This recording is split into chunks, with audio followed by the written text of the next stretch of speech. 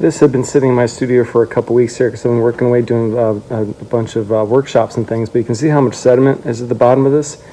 And so there's barely any water in it. What I did was I just sprayed with a little bit of water and dripped it onto the top of my palette, and that is a lot of color in here. So what I can do is once that dries up, I can use it again and just reuse these beautiful grays all over without wasting paint.